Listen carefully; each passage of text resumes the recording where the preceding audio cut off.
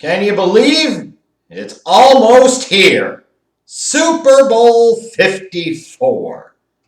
The AFC champion Kansas City Chiefs taking on the NFC champion San Francisco 49ers. And I have to say, on the surface, this is probably the ideal matchup that I could think of that I would want for a Super Bowl in terms of the contrast of styles.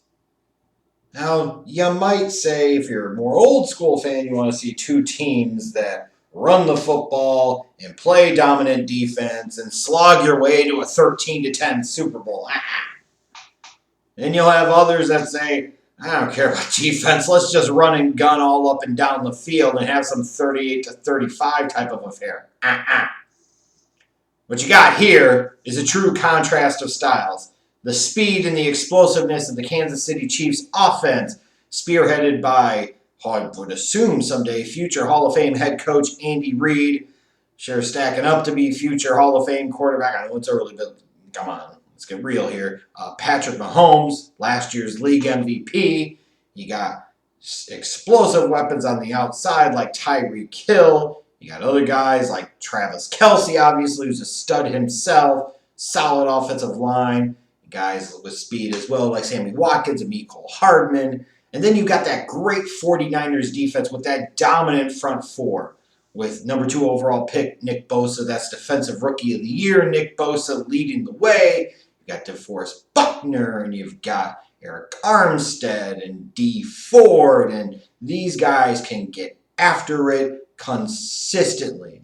You've got Fred Warner at linebacker. He's a very good player. You've got Richard Sherman on the outside, a future first ballot Hall of Fame corner. It's got all the earmarks on one of those great contrasting style type of matchups. Like in boxing, sometimes they talk about styles make fights, and especially contrasting styles. And here you have a contrast of styles. And I've seen several people and heard and talked to several people over the past 2 weeks have really referenced this game as a contrast, going with their heart or going with their head. For most of them, their heart leans towards the Kansas City Chiefs. They like Patrick Mahomes, or if they're like me, a Bears fan, they want the Bears organization to truly get that message sent to them for damn sure by watching Patrick Mahomes in his 3rd season and his 2nd full year as a starter win a Super Bowl. But then, of course, Andy Reid, the man that has been there before and not gotten it done, the man who has enjoyed so much success first in Philadelphia and then ultimately in his 7 seasons in Kansas City, but yet to win the big one, the most glaring omission from his resume, the one that if he can finally add it to his resume, no doubt locks him in to his spot that he's already, frankly, deserved, in my opinion, in Canton someday. A Kansas City Chiefs organization that hasn't been to the Super Bowl in 50 years, 5 decades. This is their first time there since the 1969 season, going back to the days of Super Bowl IV. And Hank Stram, my God, think about how long that is. 65 toss power trap. Woohoo! Keep matriculating the ball down the field, boys. That hairpiece of his was majestic. Majestic. Absolutely majestic. That's a long, long time. And then you got the head, suggesting the 49ers, the more marquee franchise, with 5 Super Bowl championships in their trophy case, but none in the past 25 years, with a team that can really get after it again, like I mentioned, on defense, elite-level defense with that phenomenal front four, the type of team that you look at them with their defense and the ability to run the ball, that a lot of people look at them and they say, hey, we felt the NFC was superior. San Francisco made it out of the NFC. The head tells you that they can win this game, and they should win this game, and they will win this game. This is an interesting way to look at it, because I think a lot of people probably feel that way. Obviously, if you're a Kansas City fan, you don't feel that way. Your head and your heart are going to tell you the Chiefs. And if you're a 49ers fan, same thing. Head and heart tell you the 49ers. And if you're a fan of rival teams of those, you could probably feel differently. But by and large, for the most part, like, you kind of go into this game and you say, okay, what's going to make the difference? Who's going to be the one that makes it happen? Who's going to be the one that doesn't show up? Who's going to be the one that comes up short? And when I look at this, it reminds me of several different examples. You could go back to the '84 season in Super Bowl 19. Dan Marino set all types of records that season, throwing for over 5,000 yards, 48 touchdowns, that high-powered Miami Dolphins offense. Yet they met that balanced and complete team in the 49ers in that Super Bowl, and they got dominated pretty badly. Then you look, fast forward a few decades, you look at the Super Bowl in the 2013 season where it was Peyton Manning and the Broncos, that record-setting, high-powered, high-scoring offense going up against that Legion of Boom defense and that great running game with Marshawn Lynch, the young quarterback of Russell Wilson, and the Seahawks jumped on him immediately from that botch snap at the beginning, and they cleaned their clocks and ate their lunch. So there's history and precedent to suggest that in these types of big games, even when you might want to say you want to go with the team with the better quarterback, you sit there and say, man, you got to go with the team with the better defense and the better running game. And here's my deal. Like, people are going to look at Kansas City's defense and kind of dismiss it and say they're not that good. Well, they certainly are not at the Chiefs level. That's for sure. And in the divisional round against Houston and the championship game against Tennessee, they got off to a slow start. But once they locked in, they really did lock in. They can't afford to get off to the slow start here in the Super Bowl against San Francisco. It could set them up for trouble. But when you talk about the 49ers, you talk about that defense, you could also argue they haven't faced an offense like Kansas City's with this much speed on the outside. They haven't faced a quarterback yet like Patrick Mahomes. And all of that is absolutely true. And when you want to talk about the 49ers and their ability to run the ball, first against the Vikings, then against the Packers, you also look at the Chiefs and you say, Derrick Henry ran through two elite defenses in the playoffs in dominant fashion, and first the New England Patriots and then the Baltimore Ravens, and he faced the Kansas City Chiefs in the championship game, and he was largely contained. And once he was contained, it was curtains for the Titans, because it put too much pressure on Tannehill and having to be able to throw the ball and make big plays through the air, and it just wasn't going to happen.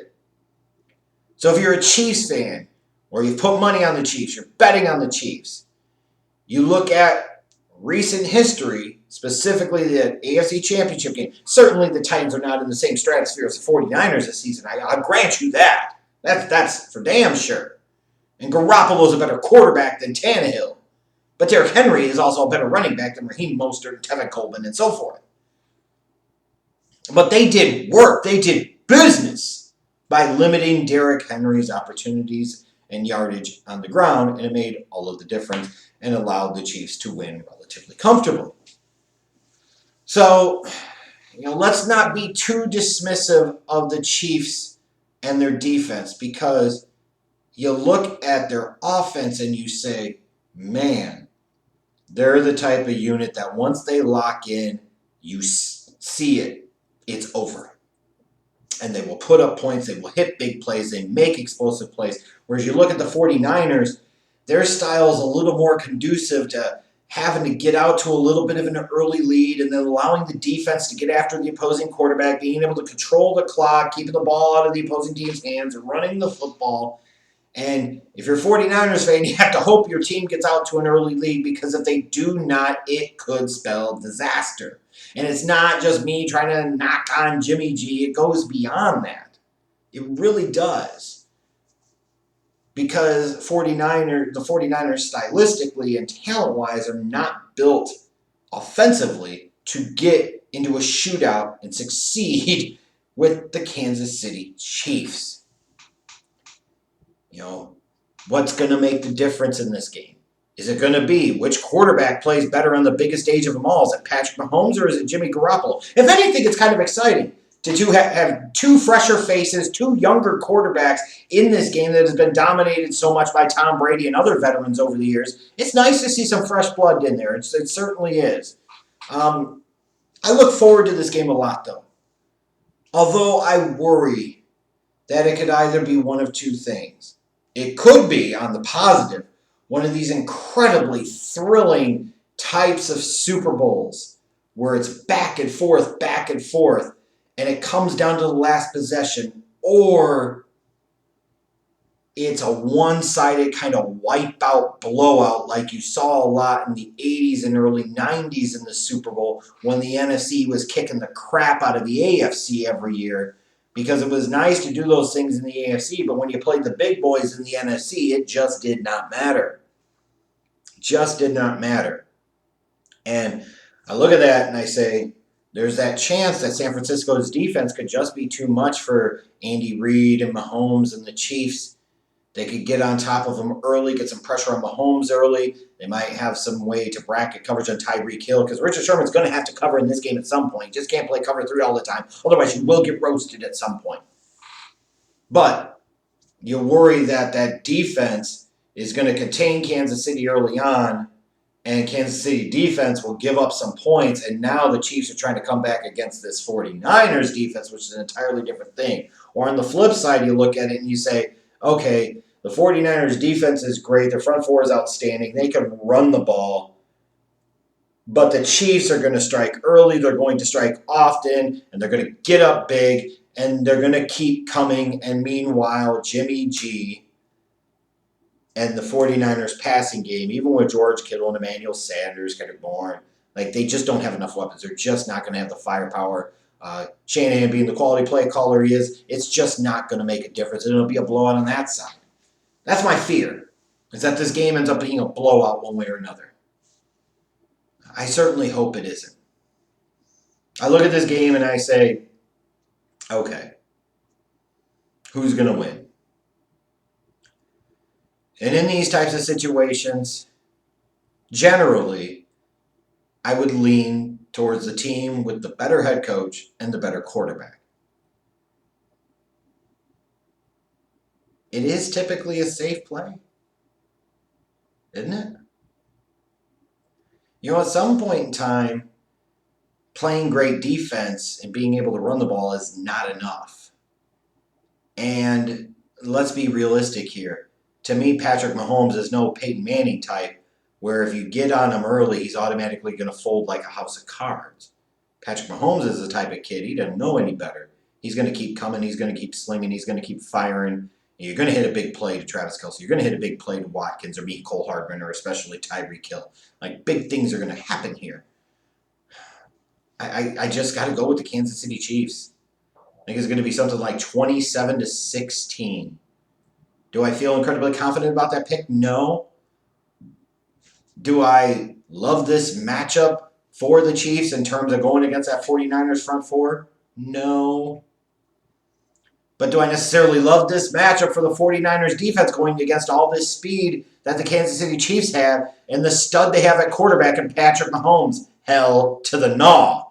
And it feels like, if anything, this is the moment in time and opportunity that Patrick Mahomes steps to the plate on the biggest stage of them all and takes command and takes charge and takes ownership of this league, and he says, it's my house now. You can feel free to knock me for my pick. I'm taking the Chiefs 27-16. Let me know your pick, your thoughts on Super Bowl 54 in the comment section below. I'll be back after the game Sunday night to recap it all. Oh, baby.